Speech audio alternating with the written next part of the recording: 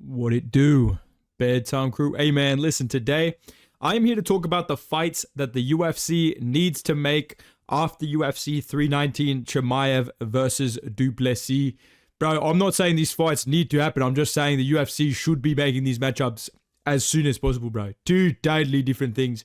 We're going to talk about the biggest names on the card. I'm not going to go through every single person. So if you're here to hear like who Alexander Hernandez should be fighting next after fluking Chase Hooper, you're on the wrong video, bro. These are the big matchups that I want to see. The first person I'm going to talk about is Baisanyor Susakayev, or whatever this kid's name is. I don't know why I'm trying to pronounce his name correctly. The guy couldn't even start a chant about his name, but he's a middleweight prospect with some hype behind him. The UFC is really getting behind this kid. He's given me flashbacks to prime Bot Nickel back in the day when he was getting the rub. So I feel like we should give him a quick turnaround. Maybe on that UFC Noche card in September, or more likely the Abu Dhabi pay-per-view, UFC 321, and I'll talk more about that later for Chimaev. I think that Susakayev should be on that pay-per-view, and I think he should be fighting Dustin Staltz. I think that's the type of matchup you give this guy, where Staltz, is he good? Not really. Would I pick him to win this fight? Maybe. Because he's just fluky enough. Like, he's just enough of a cockroach maxer to randomly survive being knocked out and get a submission against this guy. You know what I mean? Like, that's the type of random fraud check that people would, like, be a fake, but dude, you didn't pick Staltz, bro. You're fucking casual, dude. This guy's, Nursultan Ruziboyev couldn't finish this guy, so I think that's a decent matchup where he could finish Staltz, but it's also a little bit of a step up. I think that is a reasonable, quick turnaround. Someone that's gonna say yes to a random prospect from Russia. I would say Staltz versus Susakayev is a decent idea for that Abu Dhabi pay-per-view, especially if you can get Chimaev on that card. I think that'd be a cool little quick turnaround, okay? Next guy to talk about, Mikhail Oleek. This guy is repping the fucking... He looks like that picture of Noah Boat with all the dudes in the hood. Like, this guy's hanging around with all these Brazilians in the fighting nerd. I would love to see him maybe get on this, Rio de Janeiro card in October with my boy Charles Dubronx, but more realistically, I think later in the year, like this gives me November Apex vibes. I'm going to say him versus Marvin Vtori. He did call out Marvin. Marvin was probably sitting at home. The TV's back. How was that even a fucking call out, bro? What the fuck? I just fucking fought, dude. What the fuck? But I like this matchup. I want to see if the blockhead of Marvin Vtori can hold up at this point, because it is starting to crumble a little bit. He did have an entertaining fight against Brendan Allen, the future champion B. Allen, 185. So I think that this is a decent step down. He's on a bit of a losing streak against ranked contenders. I believe he's ranked number like 13 or 12 in the division. So it's not an unreasonable ask from Oleek, who is a decently, he's fought some big names in this division. He's on a 2-fight knockout streak. He does look improved. And I think that that's a reasonable matchup. I think Marvin Vtori coming off a losing streak, but having a little bit of name value, you can kind of put him in a co-main event of a fight night. You can put him on the prelims of a pay-per-view against basically whoever you fucking want at this point. So I would say that maybe November, December, let's do Marvin Vtori versus Mikhail Oleek in the middleweight division. I think that's a solid prelim middleweight fight, dude. That's what I'll say, all right? Now we're going to talk about the main card fighters. That's right. I have nothing else to talk about on the fucking prelims. Chase Hooper did not happen. That didn't happen. Bro, show me a video of Chase Hooper getting shit. Don't actually show me it, because I will cry. But nothing else on the prelims. I was like, oh man, I want to see this guy's next fight. I don't know. Hernandez and Drakkar close. I saw somebody make that matchup. I think that's a decent idea. Yeah, I'm not out of, maybe Hernandez versus Chris Duncan would be a good fight. That'd be a decent little matchup, but I don't really care about the rest of the prelims. I want to talk about this main card. First one to talk about is Tim Elliot, and this guy is coming off a fucking win in the year of our Lord 2025. He beat Kaya Sakura by submission inside 2 rounds. The guy was looking like Dominic Cruz out there. Homeless Dominic Cruz out there fucking dancing at range, mixing in the takedowns, getting the mounted guillotine in the second round. He is ranked in the flyweight division. He's borderline top 10 at this point. And Dana White does seem to still be a fan of Tim Elliott, so he's not going anywhere. And I think that a fun matchup between... And honestly, this is just more so the impact that this fight had on Pantoja's legacy. right? Because to see Tim Elliott go out there and kind of destroy Asakura and out-grapple him pretty easily and submit him, that makes Pantoja look really fucking bad. So I want to continue this science experiment on some Vsauce shit. I want to see me versus Tim Elliott, bro. I'm on some Thanos shit. Fine. I'll do it myself. I'll step in there and take care of this guy because Steve Erceg has good takedown defense. He has good grappling. He is a long, rangy striker. He's definitely better than Kai Asakura. We can confirm this now. And I think this is a reasonable matchup. Kai Asakura was ranked number 15. Tim Elliott beat him. Steve Erceg is ranked like top 10. He just beat an unranked guy, Ode Osborne. So these guys are probably going to be right next to each other in the rankings at like 9 and 10, maybe 8 and 10 in the rankings. This would be a solid addition to that Perth card in September if that's doable for these guys. But you know, with the UFC, it's obviously harder to make fights than it is to just go, yeah, just make this fight in September, in a month from now. So maybe later in the year, but I think that Steve Erceg versus Tim Elliott, this is a solid idea. I think this would be a scrambly, fun little 3-rounder. I wouldn't mind this as like a co-main event in the Apex to a good main event. When I say a good main event, I'm talking like top 5 people fighting each other in the main event of a fight night. Okay, then you can put this as the co-main event. But otherwise, this better be a fucking secondary prelim. This better be a fucking opener to a main card of a fight night. I do not want to see this level fight. And I love Steve Erceg. You guys know I am Steve Erceg. I love Steve Erceg because I am Steve Erceg. I see him in the mirror every day. I was rooting for Steve Erceg when everybody turned their back on him. But this does not belong as the main event of a fight night or the co-main event of a fight night. I don't want to see this anywhere near the main card of a fucking pay-per-view either, dude. That's all I'll say about this matchup. I think it's logical. I think it makes sense. I think it does good things for both of these guys. I don't see Steve Erceg getting brutally fucking chinned in this matchup. And I think he has a better chance to beat Tim Elliott than Kai Asakura because he can actually grapple, because he's long and rangy with the striking. He does have a little bit of pop in the hands. I think Erceg versus Elliott is a good fight. And as for Kai Asakura, maybe him versus like, fuck, I don't want to match anyone I just think of. He's going to get subbed. I was just about to say, oh, Asakura versus Jafel Filio. You get subbed. Oh, what about Asakura versus Alan Nascimento? No, you get subbed, bro.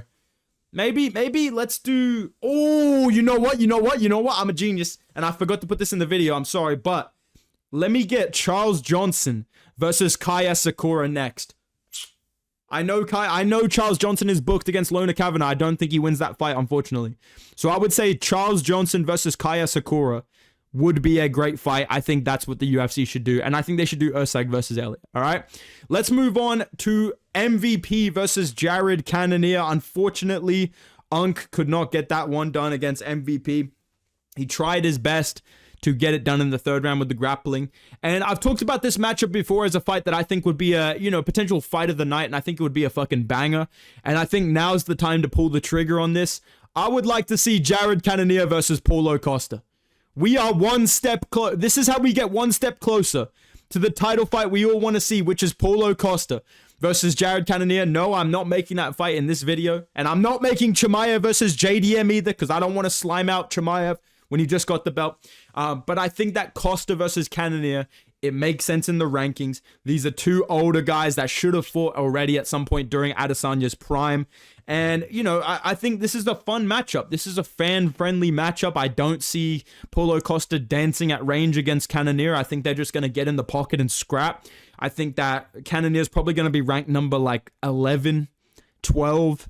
And Paulo Costa's number 13 or 14 in the division. So that makes a lot of sense to me. These are 2 guys I know would have a great fight against each other. And you can kind of maybe you do this in that Rio de Janeiro card as the co-main event if you can't get Prates on there. I think there's a lot of options to make this fight soon or, December. I definitely like this fight and I think it's very realistic for them, okay? Now, this is where my script deviates from what the UFC, what some of these fighters are saying, because I'm not saying I'm not saying I know better than these fighters. I'm just saying I know what to do best. And sometimes they don't, bro, okay? MVP was saying, oh yeah, let me fight fucking Carlos Prates in Brazil. No, bruh. No. What are you talking about, dude? Dude, do not accept a short notice fight against Carlos fucking Prates when you are MVP Everyone's glazing you. You're coming off a top 10 win at middleweight. You're on a win streak. You have a big name. You have hype behind you. You're kind of getting mainstream attention. Like, you're kind of linked to Adesanya and all these guys. Like, you definitely have mainstream appeal and you can headline an event. Don't settle for co-main event in Brazil, bruh. Come on, man. If I'm MVP's team and I'm going down to welterweight, Leon Edwards is the fucking move. Leon Edwards is ranked number 4 or 5 at welterweight. He's coming off like a 3-fight losing streak. This guy got absolutely dog-walked by Bilal Muhammad and Sean Brady. He's not going to accept these fights against these young little killers that are grapplers as well. I think MVP is a fight Leon Edwards would fucking accept tomorrow. I think you call up Leon Edwards. Come on, Leon, what you doing, man? You gotta get back in the cage, man. You want to fight MVP? Oh, yeah, bro. Yeah, I could do it tomorrow. Yeah, I could be there tomorrow. Okay, but if we can't get you MVP, we might get you Michael Morales. Oh, I don't know, bro. I don't know. I might be sleepy, bro. I might have to do that fight November, December 2026. Yeah, I don't know, bro. I'm promising you Leon Edwards is not ducking MVP. I think Leon versus MVP, headlining in the UK, or, you know, you get a Tom Aspinall main event maybe in December or January 2026 in the UK. I think this is a perfect co-main event. MVP has a little bit of pull, and like I said, I think he has big name value and mainstream appeal. I think MVP could get this fight. This is a fight that he's talked about. And I feel like what he's saying when he says, oh, I just can't let go of welterweight in my mind. I just keep thinking about welterweight. I don't think he's thinking about, oh, I want to fight CP, dude. Dude, I really want to rematch Ian Gary, bro. I want to fight Michael Morales next. No, I think he's thinking about fights like Leon Edwards and Kamaru Usman. These are the matchups that MVP is thinking about. Big names that are going to add to his legacy and get him towards a title shot. So I think Leon Edwards, coming off a bad losing streak, pretty much stock in the fucking toilet, that can only headline in the UK versus MVP, that's reasonable. And I think that's winnable for both of these guys, to be honest. I would probably pick MVP at this point, but you don't know. Leon Edwards could maybe mix in the grappling. So I'm going to say Leon versus MVP is the move if he's going back down to welterweight. If he stays at middleweight, maybe he fights like fucking Robert Whittaker. I think that would be a sick fight. MVP versus Whittaker. I wouldn't be mad at that. But if you're going down to welterweight, bro, do not settle for Carlos Prates. You can get Leon Edwards, and you don't have to make him fight in Brazil. You can say whenever you want in the UK, let's do it. That's doable. That is a better fight. So yeah, that's what I would do. All right. And speaking of, we're going to go up. We're going to talk about the featured fight. Jeff Neal, unfortunately, got slimed out by Carlos Prates with a spinning elbow in the first round. He's going to need a little bit of time off. And I feel like now is the time that we transition Jeff Neal, not to a woman, from these fucking killers that he's been fighting to a little bit more of like unk-based matchmaking. Like, let's drop his elo a little bit. Let's not put him in plat 1. Let's put him down to like silver 2. You know what I mean? Let's do some skill-based matchmaking here for Jeff Neal. Let's get him against a couple of these older guys in the division that he hasn't fought yet. I would like to see Jeff Neal versus Gilbert Burns next year. I think that is a fun fight. They're both next to each other in the rankings. They're both coming off TKO losses. And especially for Gilbert Burns, I think this is a lot more reasonable than, all right, kid, now we're going to give you fucking, I don't know, Islam Dulatov or something. You know what I mean? Like now, Jeff Neal, that's not a giant step down to where Burns is just Jim Miller now. But it's also like, okay, we're not going to give you, these 27-year-old, these 28-year-old guys that are trying to kill you. We're going to give you someone right next to you in the rankings. The winner of this is not going to move on to a title elimination bout. It's not a big deal who wins or loses this fight. We just want to get one of you back on track. And this is exciting. This is a fun matchup. I would like to see the boxing exchanges between Burns, who's allergic to a jab, but he has fluky left hook power, and Jeff Neal, who doesn't worry about tracking people down. Like, this is a fight he would excel in. That's just what it is. He's not going to have to deal with this complicated striking game of Gilbert Burns. They're just going to stand there and swing until someone goes down. So this is exciting.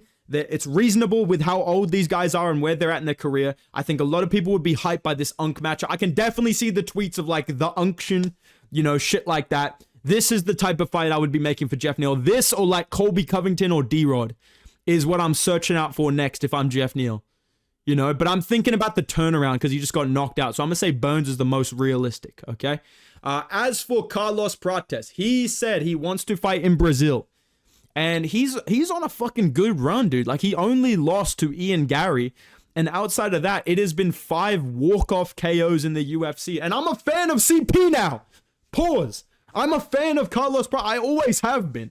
There's interviews of me saying Carlos Prates is going to be a killer in the UFC before he had any of these big wins. And people thought I was a hater on him because I picked Ian Gary. But I'm happy to see Carlos Prates getting wins and being exciting. And I want to see him rise up the division because now that I've seen that Gary fight and I know he has takedown defense and he has cardio and he still has the aura, I want to see this guy move up the division. He did call out Leon Edwards. I'm here to tell you right now, Leon Edwards is never accepting that shit, bro. I am here to tell you right now, Leon Edwards saw that. I feel a back injury coming, bro. I don't want to do it, bro. Yeah, probably come back, probably fight Nate Diaz. He's not washed. I could fight Nate Diaz in a rematch. He's not washed. He just beat Masvidal in a boxing, bro. He's not washed. So you're not getting Leon Edwards, brother. Who do I think in the welterweight top 10 is going to accept the fight against Prates in like a month or two, you know, a month and a half's notice? I think Joaquin Buckley will accept that call. I think Buckley versus Prates in that Brazil card, if you can get a card of Oliveira versus Fiziev and Buckley versus Prates, that is a sick fight night event. That is a really fucking high level card. That is a borderline pay-per-view quality card of Oliveira versus Fiziev and Buckley versus Prates. And I think Buckley would accept this fight. He is that type of guy that's always asking to fight. Yo, man, let's do it in July. Let's do it in October. He's just trying to fight anybody. So I think this is a good bounce back for him. It's not a wrestler that's going to just exploit what we saw against Usman.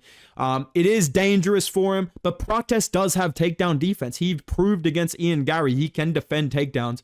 And against someone like Buckley, I feel like there's equal chance for Buckley to catch him with some big shit and take him down as there is for Prates to sleep Buckley out cold. So this is an exciting matchup to me. This is a big fight, and it makes sense with everything that we've heard, which is that Prates wants to fight in that card in October in Brazil.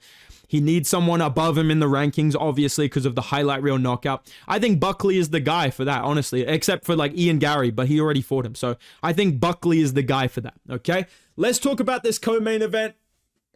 Lerone Murphy, bruv. Oh my days. Lerone Murphy's getting a fucking title shot. He's literally the fucking future of the sport, mate. He's the brightest young prospect in the fucking sport. Now, I will say this. I'm going to talk about Aaron Pico first, who got flatlined by Lerone Murphy with a spinning elbow. I love that people say Aaron Pico came in Bellator maxing. Aaron Pico, you know, came in with the Bellator footwork, the Bellator gameplay. I love that people act like Bellator is like this gym that they all train at. Like, Patchy Mix is just in there fucking getting hit by the heavy bag, you know. Patricio Pitbull's just switching stances between cones and shit. You know what I mean? You know, Aaron Pico's fucking shadow boxing in front of the mirror. It's not a gym, okay? These are just completely different fighters. And like I said in my recap video, maybe a hot take, I feel like Aaron Pico showed more in 3 minutes than Pitbull showed in 2 fights. I feel like Aaron Pico showed more in that fight than Patchy Mix showed in 3 rounds against Mario Batista.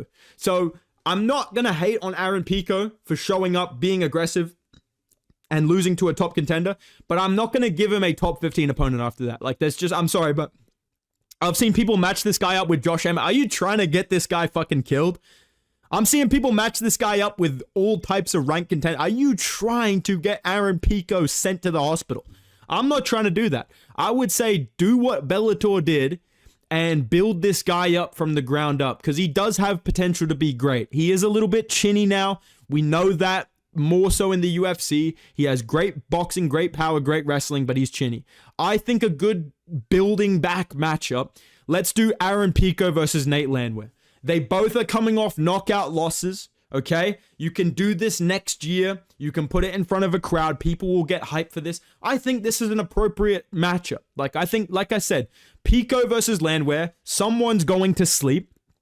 It's a big step down from Lerone Murphy, so I think Pico will look better and be more confident. And this is the type of fight we just slowly build him up. We give him Nate Landwehr and see how he does. Then if he wins that, okay, maybe we give him, Duho Choi. Okay, boom. Then we build him up. Then maybe we put him in there with someone else that's a grappler. You know what I mean? that is the type of steps I would be taking with Aaron Pico if I'm the UFC and if I'm Aaron Pico's management. Yeah, I think Nate Lamwear, that's a fun matchup. That's fan-friendly. It's a good step down in competition, but it's not going to feel like he's fighting a complete can because we love Nate Lamwear. He is dangerous. He looked good in his last fight before he got finished. I think that's a fun matchup. And the timelines make sense because Aaron Pico just got fucking flatlined. And people are like, dude, Aaron Pico versus fucking this guy in December. No! Aaron Pico should not be fighting anyone in December. Aaron Pico should be fucking giggling, opening presents in December. He shouldn't be fighting anyone. So let's get Aaron Pico back next year. Let's let this kid recover and build him up like they did in Bellator. Just give him little steps up, step by step. Nate Lamwear is the first step of the rebuild. If you lose this, I'm sorry, brother. Have fun in the PFL. But Nate Lamwear, I think that's a solid fight. Okay? As for Lerone Murphy, recency bias is a hell of a fucking drug.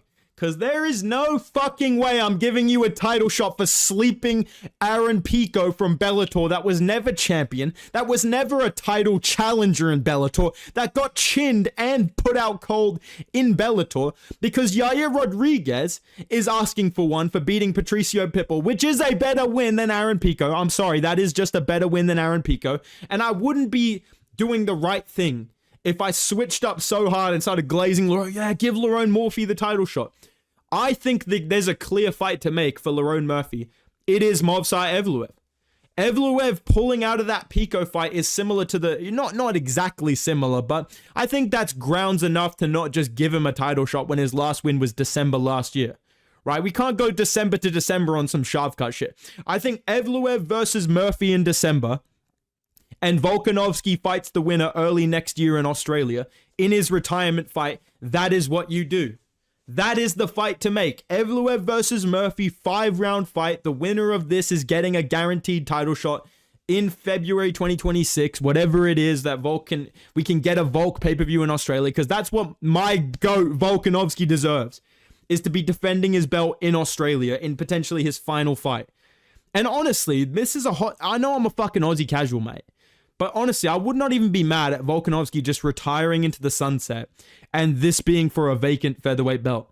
Like, who would actually argue with the fact that this is a great vacant featherweight title fight? Two undefeated guys fighting for the belt with wins over top contenders in the featherweight division. Something's got to give. Like, I really feel like this is a sick high-level matchup. And I definitely think that both of these guys, I feel like you can point at their resume and say they need one more win. Not as much Evloev, he's just got decisions, but he should arguably be fighting for the belt right now, ahead of Lopez, honestly, but I understand why they gave Lopez that fight. But now that Volkanovski is injured and kind of talking about maybe December or January, why not just book this fight? Because Murphy took 0 damage. Evloev can probably come back in November or December. I would say book this fight as soon as you can, and the winner can fight Volk in Australia, on his home soil, on his terms, when my GOAT is fully healthy, to retire on a fucking win. That is the fight to make. 5 rounds, Evloev versus Murphy. That's what I would do with Lerone Murphy, all right? As for the main event, dude, this is probably going to be another controversial opinion, but I think Chimaev is going to be active now. I don't know why. I just feel like Chimaev has got, now that there's lined up people like, we have to make this fight happen. Like, I think that one problem with why he was so inactive last year was because we had Strickland versus Duplessis 2 for no fucking reason. I think if the UFC had just said, Strickland, fuck off, mate. And right after the Adesanya fight had said, nah, dude, Chimaev's getting a title shot after he beat Whitaker, that would have been done in February. That would have been done in February or March, bro. That would have been put together already. By probably already done by UFC 314, and we probably would have had another fight today of Chimaev versus somebody else. So maybe I'm wrong, but I feel like Chimaev getting past the DDP title fight and now he is the champion, we're just going to throw people at him. I feel like he's serious about fighting in Abu Dhabi. So I would say that that's a possibility. And I feel like another fight that could happen very, very quickly is DDP coming back, because he did not really take that much damage in this fight. I feel like he did take a little bit of damage in that 3rd round with some elbows, and he seemed a little bit busted up at the end of the fight. I don't know if he has some sort of jaw injury from a sub attempt. At some point, I feel like Chimaev may have attempted a sub. I don't remember if he actually did, but if DDP's not too damaged, DDP Anthony Hernandez, that is a sick fight. I want to see this. I'm looking at the landscape of the division. I'm thinking about the timelines of things. Anthony Hernandez took no damage against Roman Fraudlidze, sent him back to the Apex permanently. Dricus du Plessis, I would only give him to someone that deserves a fight like Dricus du Plessis. Anthony Hernandez deserves a fight like that. Anthony Hernandez has done nothing but win in the middleweight division since 2021. He's on a fucking 8-fight winning streak with 6 finishes. He's going to bring a fight, and Dricus du Plessis versus Anthony Hernandez, I feel like that is the Hamzat fight we should have got. That will be more entertaining.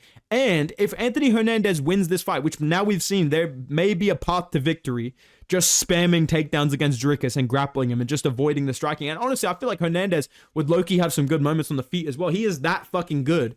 But he is also like have these moments where he could maybe get submitted or get finished by Dricus.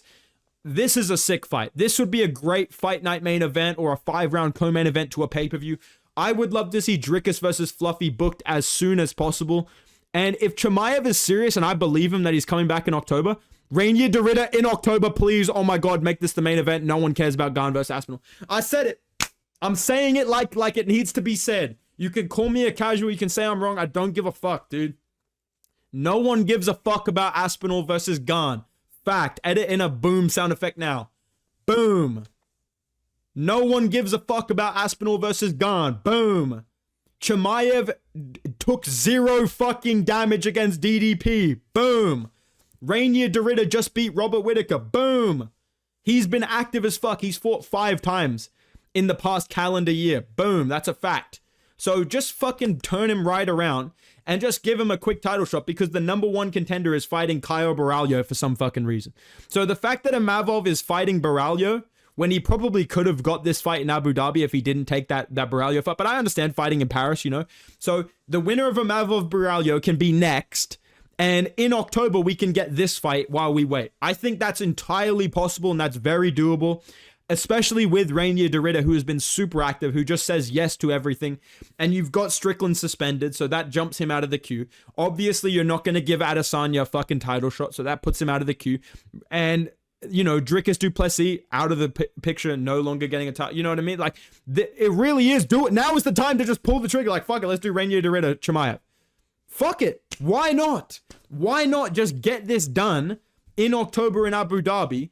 And then Imavov, or when he beats Caio Borralho, can fight the winner of this. And after that, then the winner of Fluffy versus DDP can go right into a title shot as well. Boom! We're sorting out this fucking division like that. In the next month, this division's going to be sorted out. So that's what I would do. That's the fights to make after UFC 319, in my opinion. Let me know what you guys think in the comments down below, though. If you agree, if you disagree, if you think I'm completely fucking wrong, let me know in the comments down below. Who do you think wins these fights? I would love to hear your opinions on that. Make sure you guys drop a like if you're enjoying the videos. Subscribe to the channel. We're almost at 100K, so that is going to be absolutely insane. I will be dropping for 100K the inside jokes tier list. I may do a Q&A or like an iceberg video, whatever you guys want me to do with that shit. I don't know if you guys give a fuck about me personally, but all that type of stuff, we will be doing everything like that. You know, updated impressions tier list as well will be coming. So yeah, subscribe if you want to see any of that stuff and you're not subscribed already. Just check if you are. But yeah, man, appreciate all you guys. Make sure you go follow me on Instagram and Twitter at Bedtime MMA. And I will see you guys in the next video, man. Goodbye.